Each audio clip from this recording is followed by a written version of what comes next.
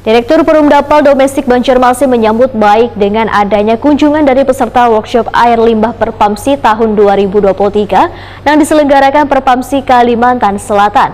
Direktur Perumdapal Domestik Banjarmasin ini pun juga menerima saran wan kritik yang disampaikan mereka wan akan menjadikan bahan gasan evaluasi untuk perbaikan ke depan.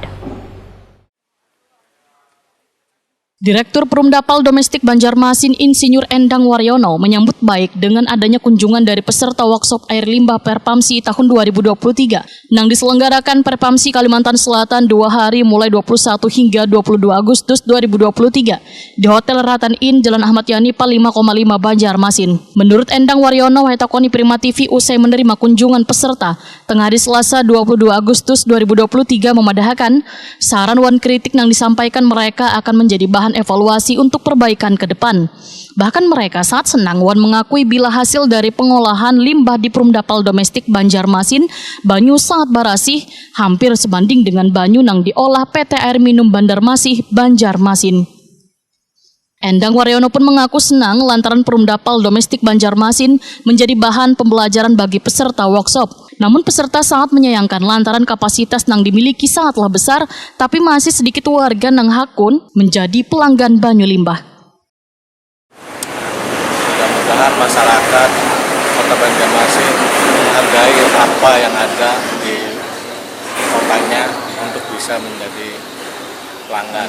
Ya, karena mereka juga menyayangkan idle capacity yang cukup besar ya.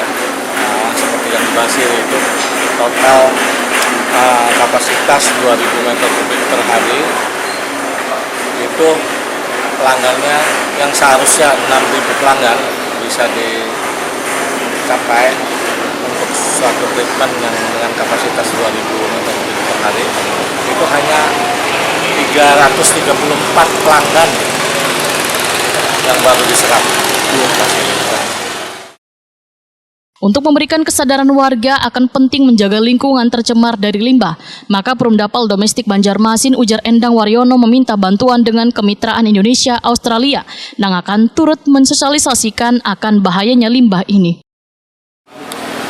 Karena kalau mungkin dengan sosialisasi yang kita lakukan kurang memahami masyarakat, tapi ini orang lain, warga istilahnya negara lain yang membantu untuk kesehatan masyarakat Kota Banjarmasin, mengedukasi. Kalau misalnya pun masyarakat kurang memahami, itu tidak salah negara maupun negara NGO yang membantu kita untuk menyehatkan Kota Banjarmasin. Karena target tahun 2024 untuk suatu kota yang sehat adalah 15% sanitasinya. Nah, ternyata di Banjarmasin hanya kalau yang aman untuk lewat kami sebagai Perumdapal hanya 4,45%. Kalau digabung sama PUPR, menurut PUPR adalah 6,28. Nah, jadi ada gap yang cukup besar masih di situ, yaitu kurang lebih 9%. Harus dicapai dalam 1 tahun untuk dinyatakan sebagai kota sehat. Menurut Endang Waryono, Sulawesi ini Forum Asosiasi Operator Air Limbah Permukiman Indonesia sudah sangat banyak membantu dalam bentuk sharing pengetahuan hingga memecahkan permasalahan di masing-masing wilayah. Sedangkan Perpamsi memberikan saran pada mereka yang belum memiliki perusahaan pengolahan limbah, ujar Endang Waryono, untuk pelayanannya tetap berada di bawah perusahaan banyu barasih di masing-masing daerah. Perpamsi itu bertujuan untuk di mana daerah-daerah yang belum punya perumda atau pusda yang mengelola IPLT atau limbah domestiknya, itu mereka menyarankan agar masih di bawah PDAM.